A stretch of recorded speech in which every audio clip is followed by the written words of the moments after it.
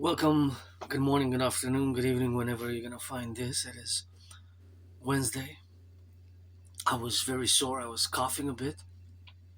I'm very sore earlier this morning, and even now sore. I'm getting less, but I'm super sore from last night and Monday's workout, and just gonna have to take a bath after this. And after doing some of that YouTube work, as can't afford a massage therapy session, but grateful that here where I reside, where I live now, it's gonna be 11 years in July 1st. 11 years, July 1st since I live here.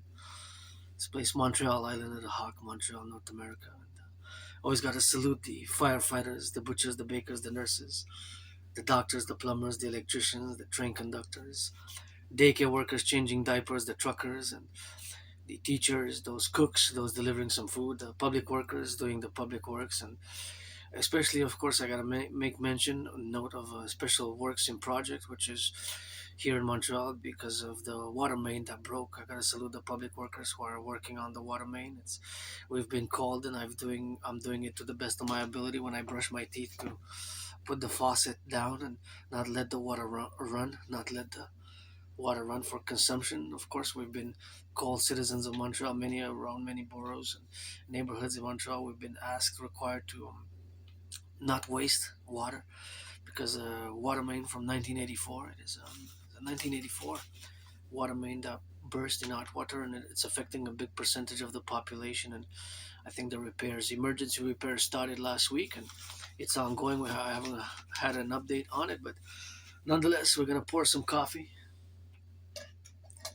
Got the hot water, so we're gonna start pouring the cup of coffee. Coffee with Dragon Special Edition. Geopolitiks, Rock&Roll, Aspie mathematics. If you're not interested in, this is not a priestess or a goddess, which is a dancing session event, although we can bust a dance move here and there because dancing is my favorite sport. If you want to commission an hour, half an hour, 5 minutes, 10 minutes, 66 minutes, 77 minutes, an hour and a half, or more dancing from Priestess Hannah, please feel free. So now we're gonna pour the water, and I'm gonna commence. All this is going down because I got this little filter. This is how I'm putting. So this is hot water, and my anonymous friend gifted me this very nice filter. And so what it does, it basically it's a filter, and it filters the coffee, and it's very effective. It's a little, I guess, kind of travel kit or what have you, but I don't have a coffee machine. But this one's very useful, So we're gonna work with what we have. Grateful, thankful today. I'm still very sore. I was coughing earlier this morning, and I think I'm fighting like some sort of cold disease, maybe the flu. I'm not sure, but I guess we're gonna work out, train, exercise as we do, and see if I hope I'm not gonna get worse. I hope I'm gonna get better, but then worse. But anyways, it is what it is, and I gotta ask all to be prudent. Disinfect the hands, the hygiene, public hygiene. I keep my disinfectant with me. I keep the COVID protocols to the best of my ability. And speaking of COVID, now we have hantavirus and Ebola. What's going on with the Ebola virus? Is it spreading? Is it mutating? Has it reached North America? Those are all questions which, of course, it's an ongoing process. So this is the coffee I'm having. It says Aliments Quebec, but of course we don't grow coffee here. But this is coffee which is actually best before March 16, 2028. But it's an affordable brand. It's 225 grams, 225 grams, and it's $6.99. Sometimes it's on special for $5.99, but even at the regular price with the coffee prices these days, it's not bad because it's more than 200 grams, right? It's not 150, it's not 175, it's 225. It's not the best I can say, but it's a good coffee. It says coffee inspiration of better coffee, so check it out for yourselves here. I'm gonna show a little bit of it if you want to check it out what it is. And it's the coffee that we'll be having. I'm not getting any private sponsorship or donations. Just because I like coffee, I wanted to show it off a bit, and because it's an affordable one, I like to, of course, be instructive in that way. That since it's the affordability and the budget question that I primarily consider for me when I purchase my items now, coffee or wafers or food. Because my only stress now really is financial. Only open, always open for business, always open for work, and for commission, especially artistic and geopolitical work. That's where my expertise lies, geopolitics, and always rock and rolling. And gotta commence begin with gratitude, grateful, thankful. My rent's paid. Today's June 3rd. Paid my rent, paid my electricity, paid Netflix, paid my internet, and paid, of course, a little bit on my debt, but to have as a backup in case I need 50 or extra $75 in order to buy food for the rest of the month. I'm gonna have to survive by for the rest of the month. I don't have much to survive on, but I'm already used. I survived last year with the 11 less than $11,000, and I was thinking about Uncle Connie's expenses, 3 trips for 200,000. I would love to look at the numbers because I love mathematics. I always do math in my brain, always calculating, doing mathematics. Because of my Asperger condition, and I really have to mention it. And this is a great book which has been gifted to yours truly since the weekend, and this is called Asperger's Inside Out, from the Inside Out. Asperger's from the Inside Out. So Asperger's is a neurological mental divergent condition, and it has a lot of different tools and strategies to how to build bridges with you, the 99% of the population neurotypicals, because of course we are a tiny minority. So also parallel to this book, I also recommend Teaching Asperger's Students Social Skills Through Acting. All Their World is a Stage, Teaching Asperger's Students Social Skills Through Acting. All Their World is a Stage. I know it's a long title. It feels more like it's a paragraph rather than a title, but that's the title of this Asperger's related book. It's also helpful, but this one's very helpful, and the one that I ordered, I'm going to probably go retrieve it today or in the coming days. It's called Appreciating Asperger's Syndrome.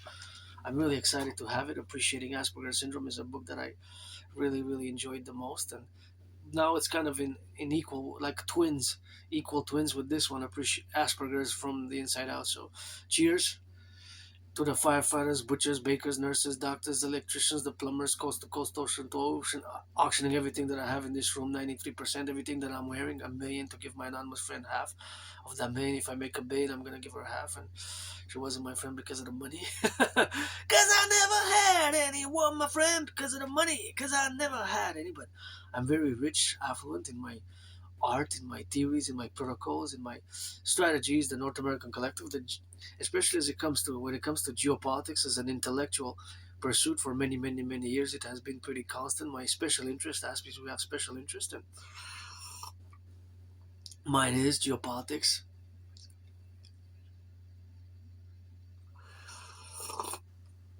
Mine is geopolitics, 24/7. Even this morning, I was up and running in geopolitics, and of course, the Concordia event, or the primary event as it relates to the North American Collective, is the announcement of tariffs, additional tariffs on potentially to be introduced on Canadian goods, and around more than 44 countries, 60 countries, I believe it was the latest news that the Trump administration and Trump will impose additional 10% tariffs on goods that are related to forced labor laws, so that do not comply with United States forced labor laws.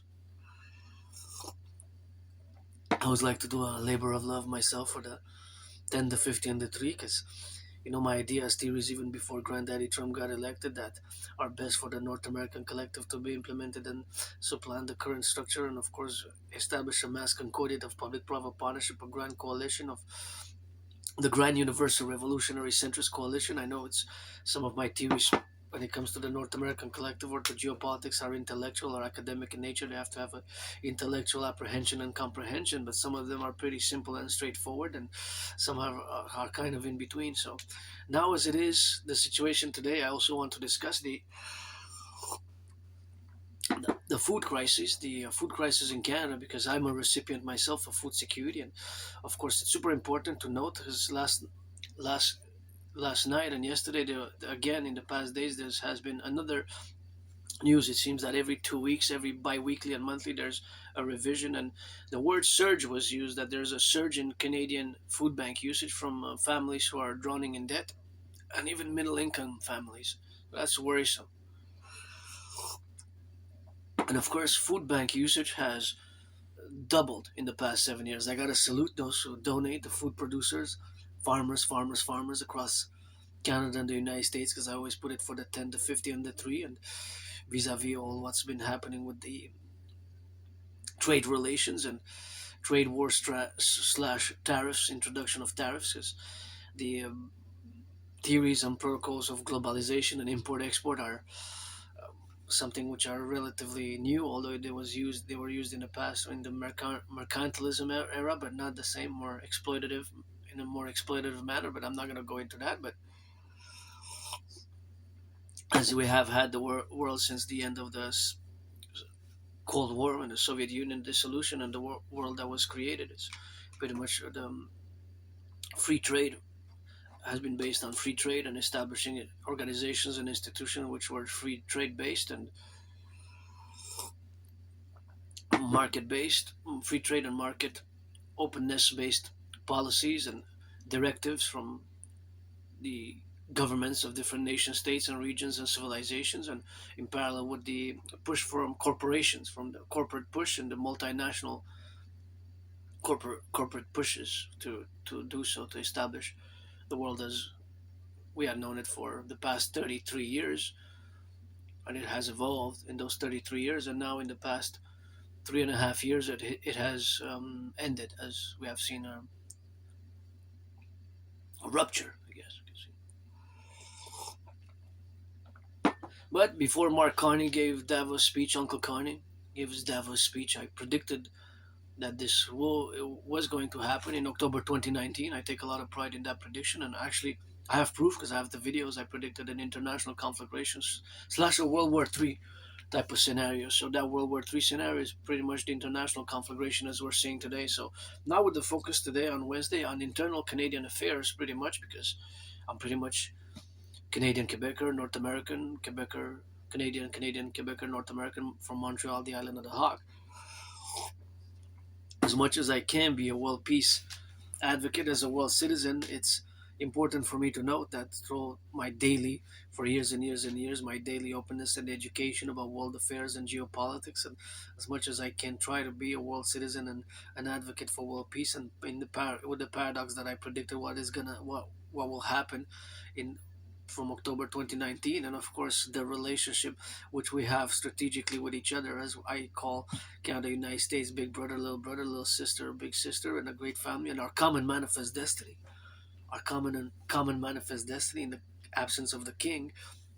It is important to also mention, see, I got Canada tatted up there. Supposedly I got it in 2003, Canada. But it's important to mention or to take note, fundamentally, very important, that I haven't even left the island of Montreal. So it's a big metropolis island in 7 years, eh?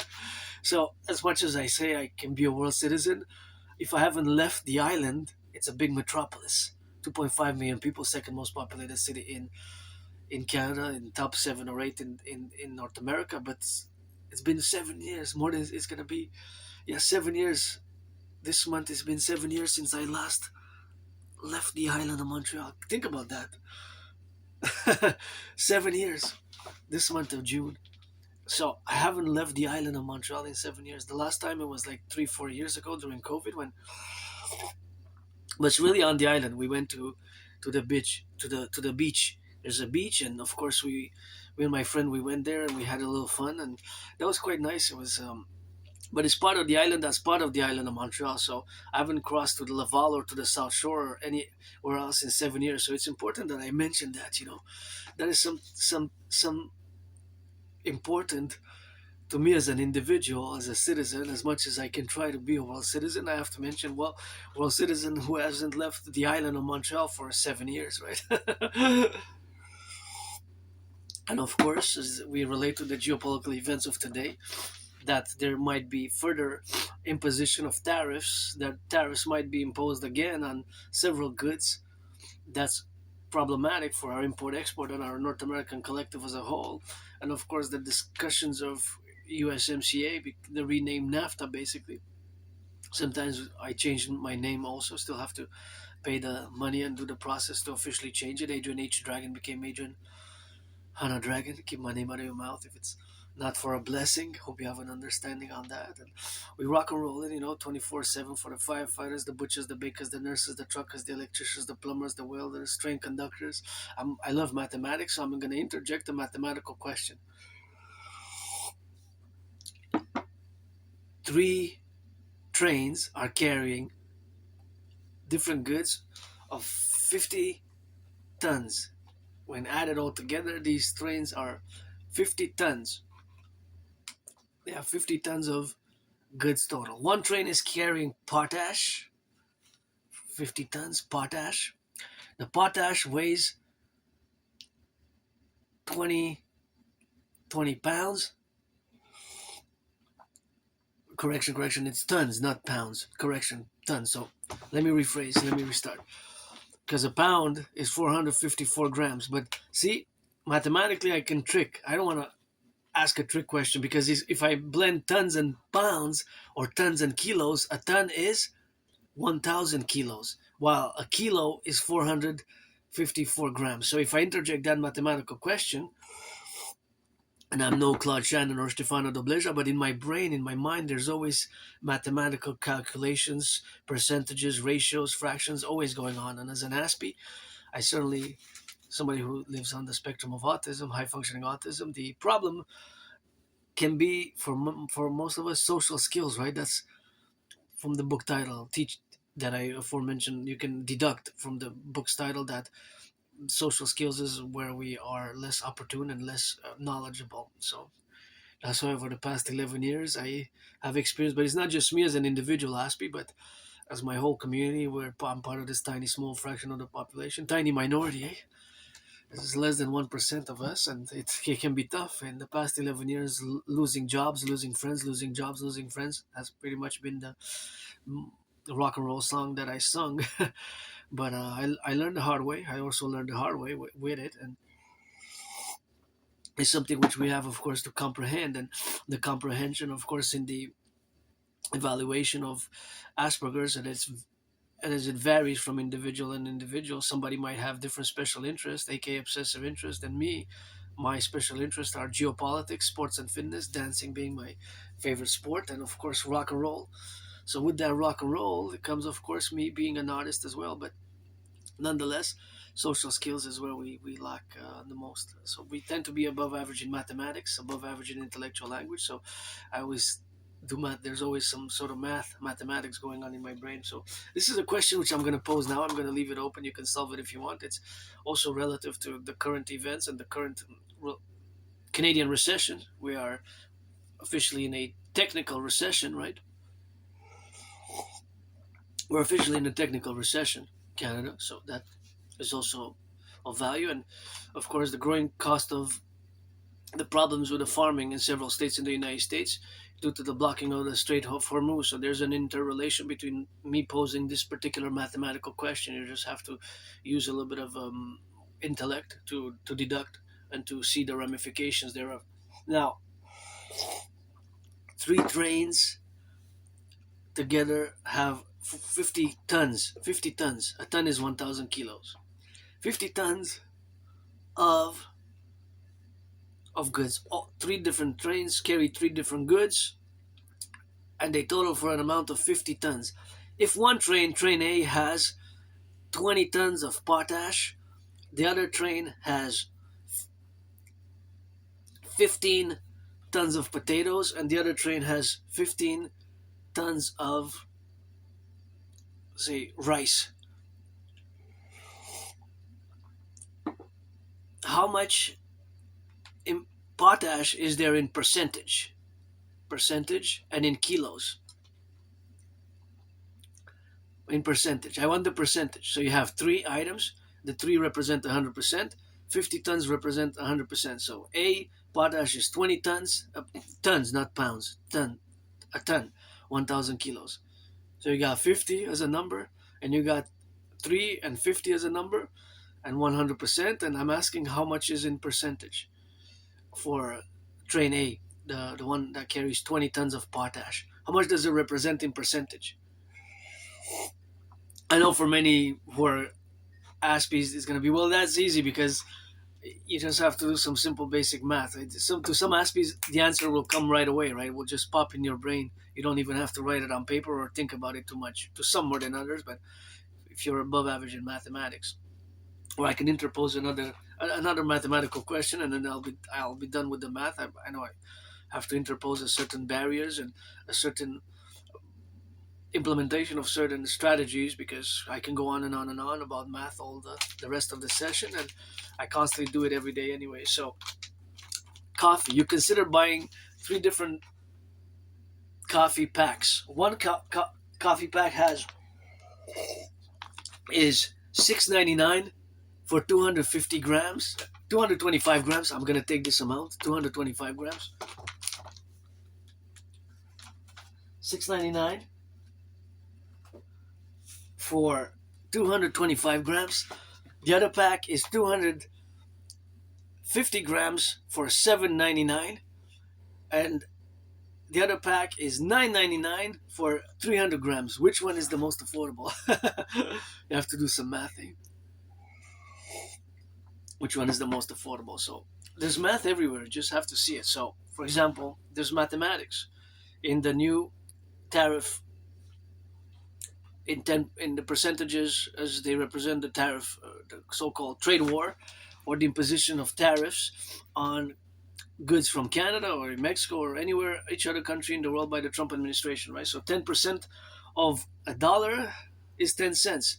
10% of $20 is $2.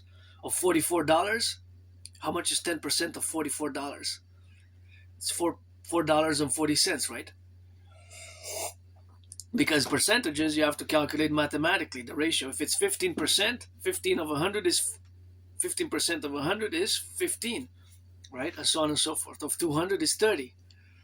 15%. If it's 25%, 20%, 60%, 70%, 90%, the percentages represent the portion or a fraction of the whole, right? So, for example,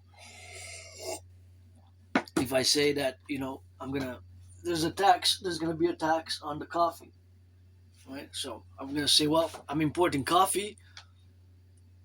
This is half half. I guess this is the coffee that I'm drinking, and my anonymous friend got me those nice stickers. I like this one, smile, coffee, and cake. I love sweets and cake. No pretense here, but. And by the way, if you're 18 plus, you have to be 18 plus for that play. Friends with services only. Friends with services only.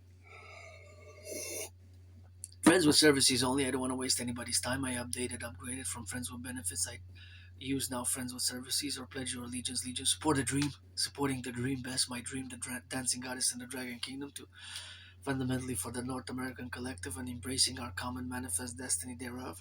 But this is coffee. Let's say,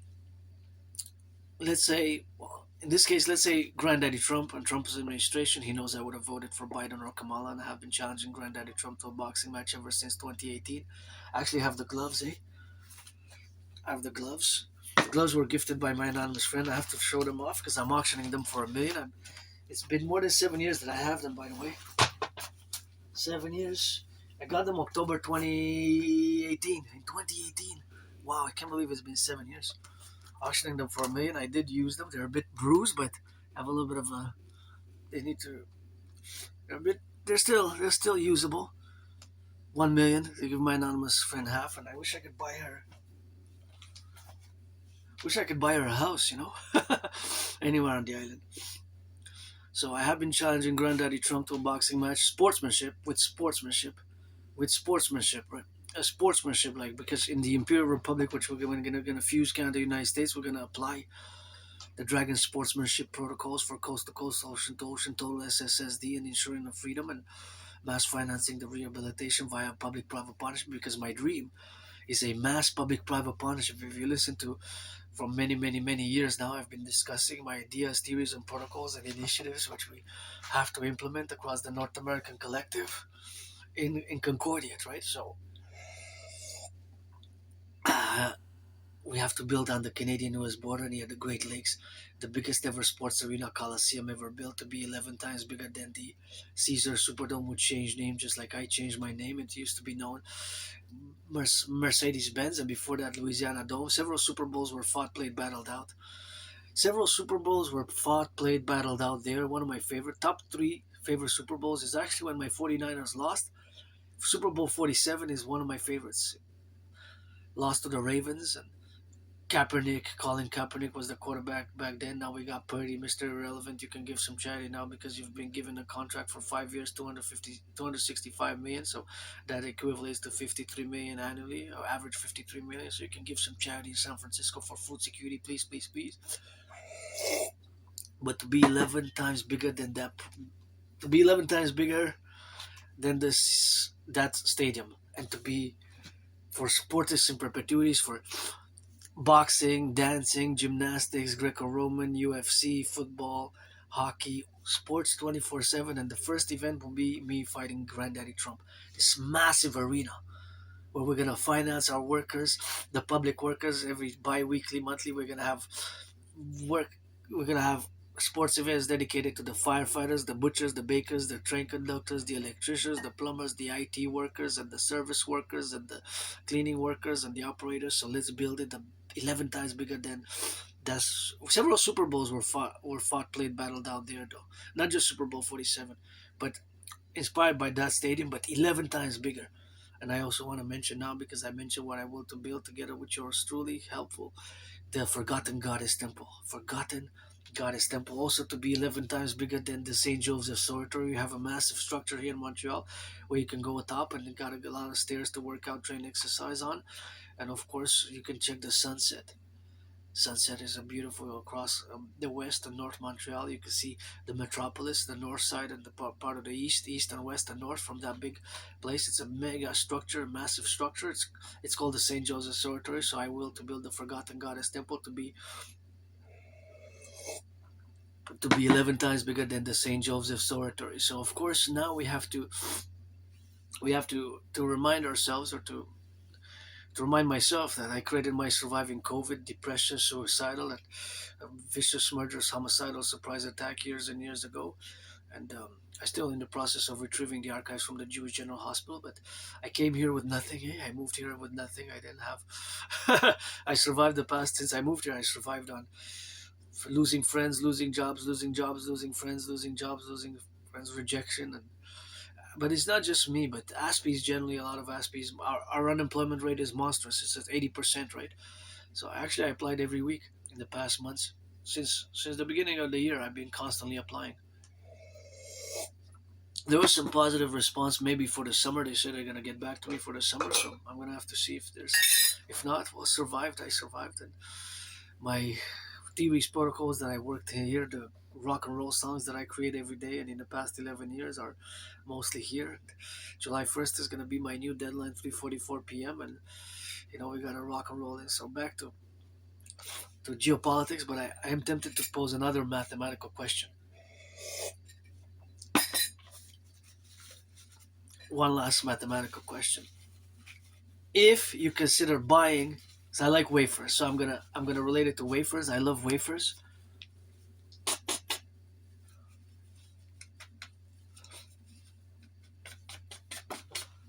Did I blow my nose after? So you know me that I do love wafers, right? I have a love for wafers. I really, really, really love wafers, right? And so,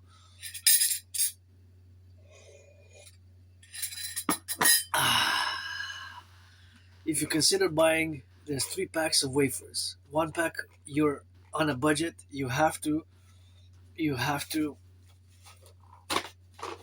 buy the least expensive. You have 3 packs. One pack is the one that I buy. Actually, I'm gonna give the price for the one that I buy. Mostly, one pack is 175 grams for $1.50. The other is 300 grams for $2.99, and the other one is 500 grams for $4.49. Which one is the most affordable if you want to, if forgo quantity, if you place correction, if you want to get more quantity for the dollar, if you want to forgo quality for quantity, so you want more, in quantity, more wafers, in other words, than necessarily the quality of them. So which one, in other words, as well, if I can rephrase it, which do you get more grams of wafers per dollar? Which of the three packs do you get more grams of wafers per dollar? I always do this in the stores. I always check and calculate it. Prices have been increasing, and again, I mentioned the local food bank crises. Well, it's the food banks are now turning some people away, unfortunately, and they say come back and come back again, or register, have to register, and more different ways than. But imagine that in 7 years, food bank usage has doubled, more than doubled. Not in 50 years, 40 years, 35, 25 years, but in 7 years. So that has been a growing concern myself. I also got a salute because I'm a recipient of food aid in many ways, food security, the local food pantry. But a lot of our food actually goes to waste as well. Corporations, in the reality of going, a lot of food goes to waste. And it's something which, with the growing cost of living and the cost of gas. So, in the relationship of today's geopolitics, I want to address the Canadian situation, the Canadian position, and the fact, my brothers and sisters, that I'm going to make a geopolitical statement, which I also made for years now. I've been making it, and this is also for Canada-United States relations, and it integrates our common manifest destiny. This, what I'm going to say now, you cannot say no to. You cannot even say maybe. For us, for Canada, and I always say the king is absent. We should have been a republic on the 1st of January, the year 2000. The king is absent. But the relationship, of course, which we have to concord, or rather to appellate integrally in our psyche, in parallel to the geopolitical realities of today, and myself, with the fact that I predicted what's happening now back in 2019 in October, and of course that situation, that relationship was where we once we have it, and once we concord it, is of course the relationship of this concordiate, and this relationship of which we have with each other, and of course of this pain which we're feeling, many of us, not all of us. I have to correct somebody, because somebody the other day said everybody is, and as everybody is in the. I have to specify when we were discussing, because I mentioned that I'm financially stressed, and the person said everybody, and I said no, not everybody is. More people than before are, and myself, without having nostalgia, because my life was worse before before 2017, and summer 2017 is an event that changed my life. Before that, I was depressed, I was suicidal, I almost killed myself, I almost committed suicide, and I crossed Canada coast to coast, coast to coast in 2017, and that made me establish a strong esprit de corps with my fellow Canadians, my fellow North Americans, and I had like a revelation. I remember when I was in Banff. Banff was, I just couldn't believe it was like heaven on earth for me, and cross Canada coast to coast with my anonymous friend. In August 2017, August 2017. We went, of course, to Vancouver, British Columbia by bus, 3.5 day bus ride, and we came back of that same year, to summer 2017. In September, we went to Halifax. So we went to Halifax, and then of course that was crossing Canada coast to coast, ocean to ocean, and that event changed my whole life. Before that, and I was depressed, suicidal. So before summer 2017, my life was worse. I have no nostalgia. I was living in a moldy place. I didn't even have a bathtub. I did not even have a bathtub. I'm grateful I have a bathtub here where I live today. But I have no nostalgia. I mean, when I go back, my life was way worse. Survived COVID and depression, suicidal, all that. So it's I live carpe diem for today. I'm pretty jovial, joyous, pretty happy, content, on a daily basis, even the past years. And right here, I had COVID. I thought I was gonna die 2020. Last week of February, first week of March, it was hell. Gotta thank my anonymous friend again. I remember her doing compresses and helping me with alternative medications, medicaments, and was doing like hot teas with honey, and hot milk with not hot milk, hot water, and ginger water. Ginger water that helped a lot with honey. That helped me a lot to COVID. So I thought I was gonna die. I had COVID in 2020. Feels more like 4 years. So when I look back in my, me, I have no nostalgia at all. It's for me, my best day still is today, as I live carpe diem since I died of COVID. But as I raise the second cup of coffee for the firefighters, the butchers, the train conductors, the nurses, the daycare workers changing diapers now, the cleaning workers, Hydro-Quebec workers. I gotta mention, we got 63 generating power stations, 63 generating power stations built with brains and muscle. And I'm doing this video, I'm doing this, everything that I will use electricity today in terms of electricity consumption comes from clean zero pollution energy, comes from water. It goes to the United States all the way to Manhattan Island. 1/5, 20% of the electricity of the Hydro-Quebec electricity goes to Manhattan Island. To New York, New York City, Manhattan Island receives that clean zero pollution. It comes from water, all of it, all of it. So that's good for the environment, and we got to build some more dams. And in parallel, we have to lay the foundations for the DGA, Dancing Goddess Army, the Imperial Integrated Dance League. Dancing being my favorite sport, this is the full moon, and we gotta drill it full moon to full moon. And I still have to do a spring cleaning. I clean every Friday, and have to do my laundry. Broke the laundromat. I gotta take 2/3 responsibility, so I've been doing laundries which I have to do. So it's work every day. It's after, and I gotta salute the workers. I'm always open for partnerships and commission. My dream mostly, my dream is mostly important. I know somebody's making some good loving now because it's not all about the money. It's not all about the money. And with consent, hug like you never hugged before. That's the main message. So yeah, here we are today, and gonna discuss again the geopolitical events. And I'm gonna make again the statement because I didn't make it. I didn't make made it fully. I just introduced it. So this statement which I'm making now, you have to say yes. You cannot say no. So for Canada and the United States, in reciprocity and vis-a-vis one for the other, when it comes to foreign policies and countries with which we have to establish the best economic, social, military, financial, political relations with, Canada is with the United States, and the United States is with Canada. There's no way around that. Although, my brothers and sisters, in the 50 states, you have a border with Mexico. And yes, Mexico is part of the North American collective. Mexico is part of the North American collective, Mexico. But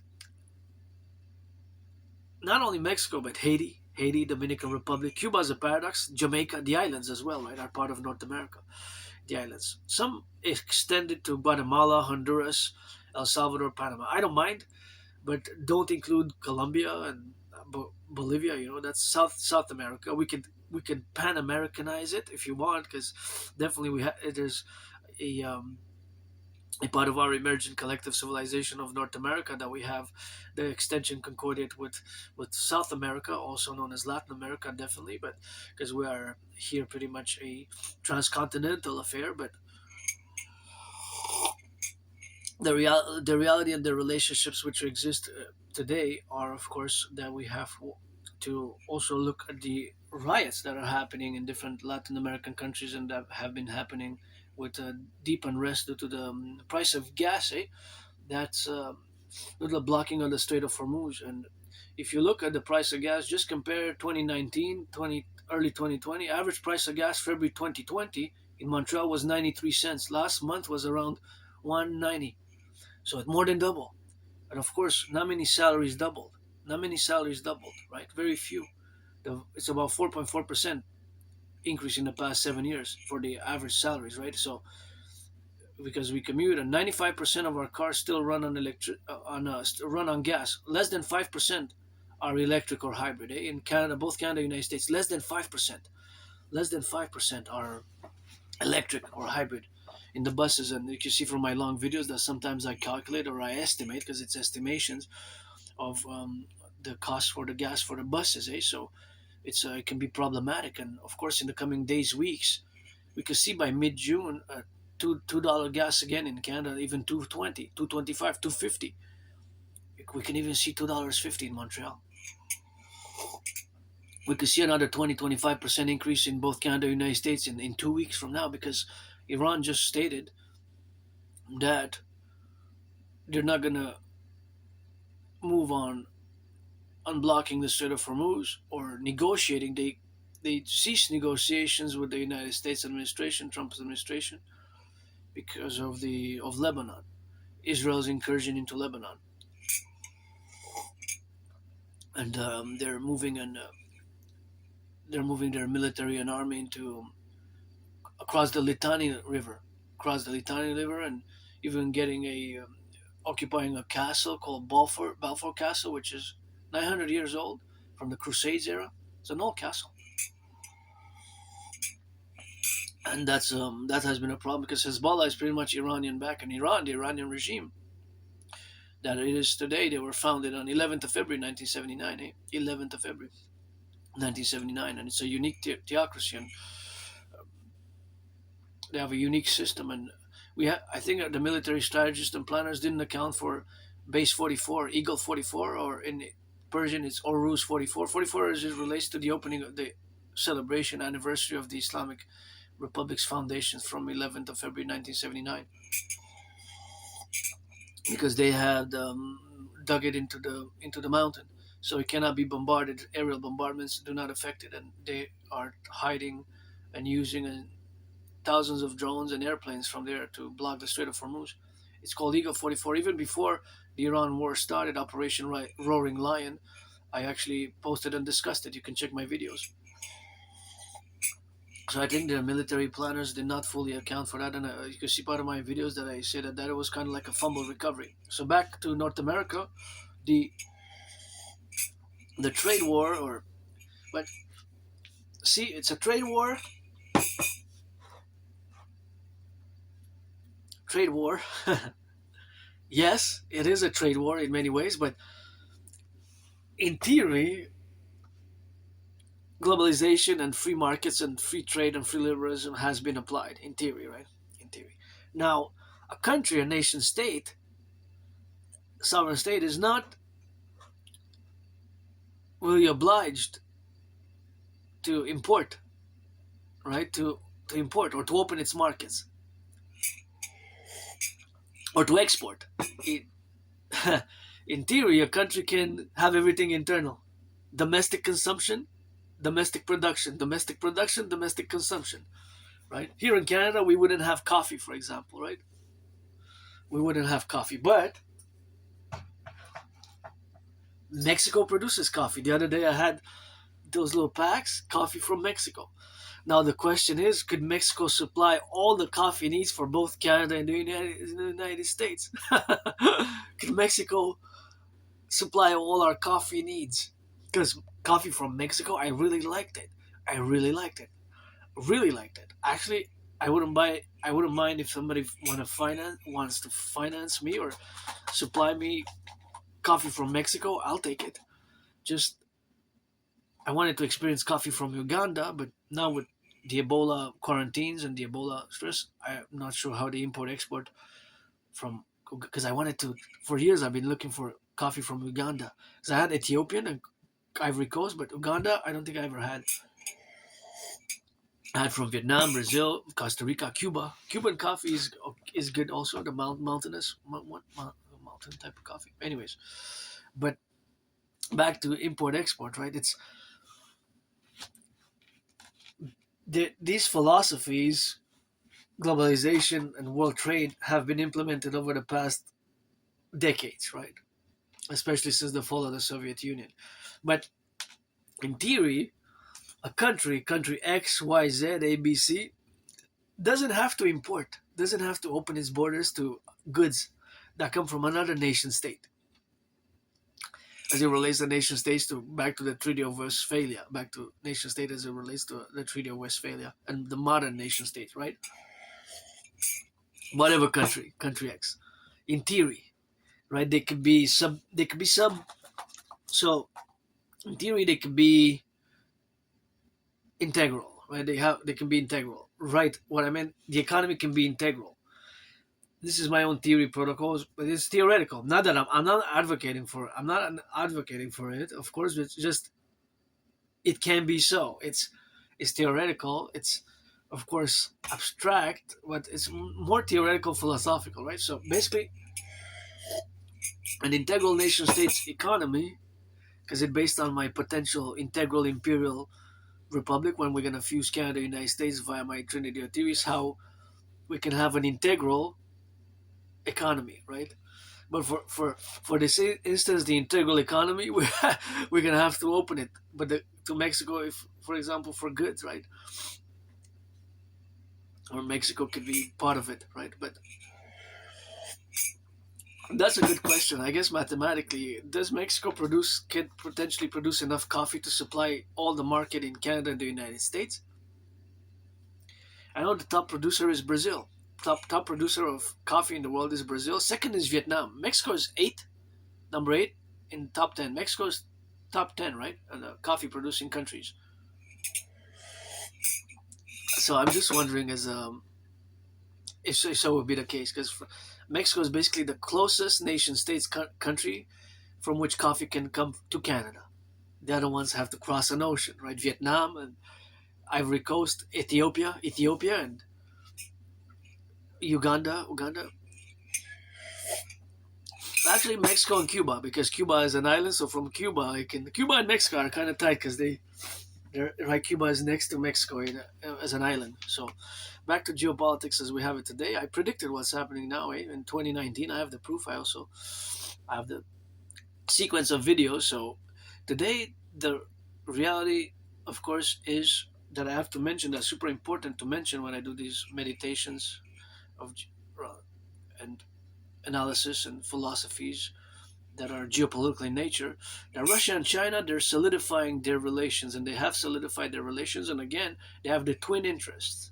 This has to be importantly understood for all leaders, NATO, NORAD, Canada, United States, that Russia has Ukraine as an interest vis-a-vis antagonistic to the West, to NATO, to other interests, and China has Taiwan. So that's why I call the twins the Russia-China twins and their establishment of their bilateral relations, military, defense, and financial. And even they're ended, if you see what's been happening, is that there's a lot of dumping on U.S. bonds and less and less trade in U.S. dollars, even Iran, and they're trading more in yuan, petrol, the end of the petrodollar, right?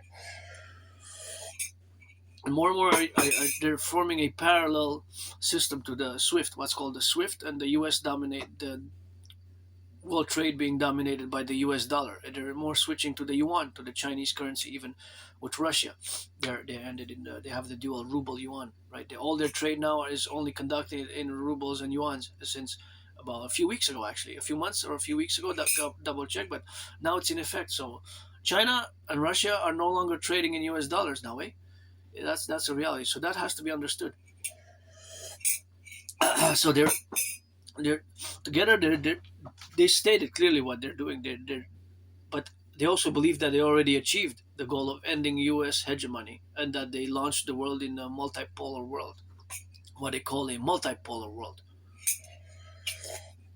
Now, again, my concern is that they're using Alexander Dugin's strategies, that they're using Alexander Dugin's geopolitical strategies, which are formulated in the principles of his book, The Foundations of Geopolitics. And that worries me because I can see it across Canada, having been already implemented for many years now, since we supported Ukraine militarily.